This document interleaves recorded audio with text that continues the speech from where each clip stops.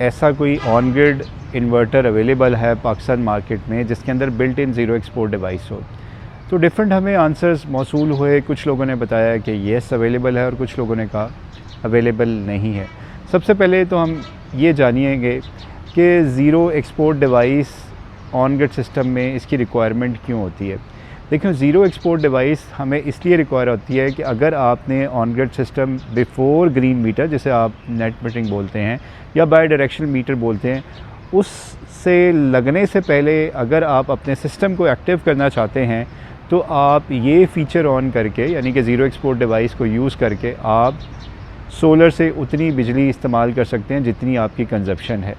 यहाँ पे मैं आपको ये भी बता दूँ कि जितने भी ऑन ग्रिड सिस्टम इंस्टॉल होते हैं एज़ पर आपके जो भी ग्रिड की पॉलिसी है या आपके नेपरा या जो एडीबी इदारे हैं वो ये कहते हैं कि आपने 3 फेज़ कनेक्शन ही लेना है और इन्वर्टर भी आपका 3 फेज़ होना चाहिए। अब चैलेंज ये आता है कि जब हम घरों पे सोलर सिस्टम लगाते हैं तो हमारे घर में प्रॉपर्ली लोड डिस्ट्रीब्यूट नहीं होता, यानी कि डिस्ट्रीब्यूशन ठीक नहीं होती।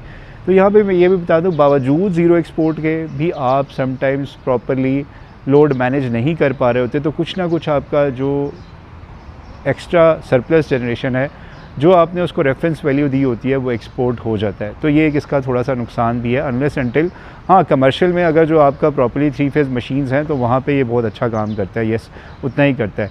तो इसका मकसद ये होता है ज़ीरो एक्सपोर्ट डिवाइस का कि आपकी जो सरप्लस जनरेशन है बिफोर द नेट मीटरिंग वो आपकी एक्सपोर्ट ना हो, यानी कि ग्रिड को ना हो, जिसकी वजह से होता यह है कि आपका जो मीटर लगा होता है नॉर्मली मीटर वो बाई डायरेक्शनल नहीं होता, वो यूनी डायरेक्शनल होता है। तो जो अगर आप इजाफी बिजली उसमें एक्सपोर्ट कर देंगे तो अल्टीमेटली आपके बिल आएंगे। हाँ, AMI मीटर्स में ये फ़ीचर है कि उसमें आप इवन एक्सपोर्ट भी करेंगे इजाफी, अगर जो before the net metering approval, तो आप उसको यूटिलाइज़ कर सकते हैं, वो उतना एक्सपोर्ट उसमें स्टोर कर लेते हैं लेकिन वो शो नहीं करता।